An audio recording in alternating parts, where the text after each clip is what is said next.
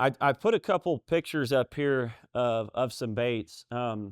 This bait is 100% mimicking a shad, a shad kind of bait fish. That's what bass and a lot of different fish feed on. So that's what you're obviously that's what you're mimicking. Um, and I put a couple baits on here that I've used, and there's so many different companies now that make a shad style bait. This one right here up on top is a flat nose minnow. It's got max scent. I really like him, kind of a scent guy, so I really like that to go in with my baits. This next bait here is not a sponsored bait for me, but it's a bait that I used. It's a Z-Man shad bait. It's very soft. It's a lightweight bait, and it really mimics a bait fish in the water. And I think that's the most important part of this bait is this rig is making sure you have a good. This bait right here is a Berkeley bait I've started using recently in the past couple years, and it's actually a saltwater bait. It's called the bonga shad, and it's got a little just a straight tail on the back. You can tell the action on that's really kind of subtle, but it looks very realistic, shaped like a minnow or bait, and very effective to catch fish with. Something I wanted to hit on here, I hope I'm not covering something I've already got on the slide, but what's important for me on this bait, very important, is the weight of your jig head and your bait, okay?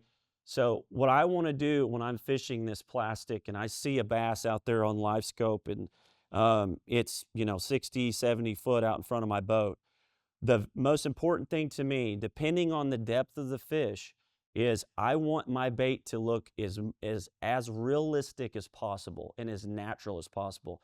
And for that, for me, and I'm just going to tell you guys the way I feel about it, but I want it to be as lightweight as possible. Okay, so I want it to fall down natural. I don't want to throw a bait out there with a too big of a jig head. If most of my bass are suspended down under the water in 10 foot, I don't want to throw a big old jig head on there with this bait on, and when I throw it on top of the fish, it sinks like a rock and it gets to them like that. You know what I mean? I want it to be very subtle and realistic. I think that's so important when you're fishing these baits. It's little details like that that'll get you more bites, without a doubt. So, thank you.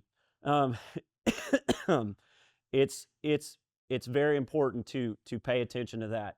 I use very ultra light finesse tackle when I'm doing this technique, because I want to be able to throw this bait on like a 3/16 ounce jig head like I've got rigged right here, and I want it to kind of hover, if you will. We're calling it the hover rig. I don't know if there's a good name for it. I'm going to talk about another name here and kind of the way I fish it here in a minute. Go ahead and go to the next slide.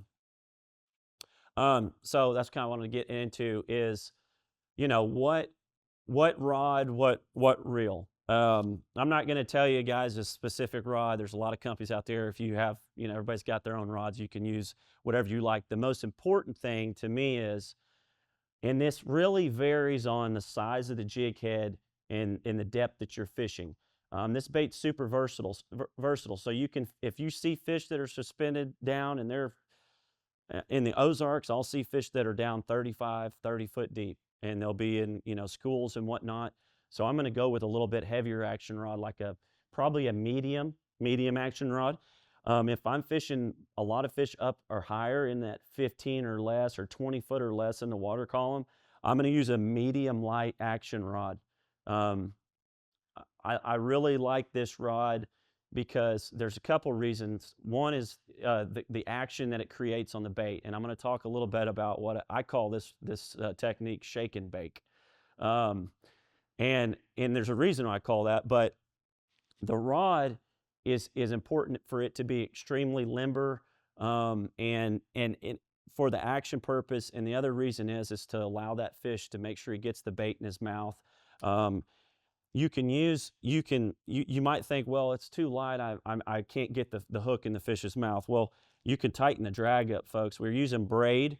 I use a fluorocarbon braid, main line, about 8 or 10 pound test. Either one's really good. 10 pounds a good um, size there.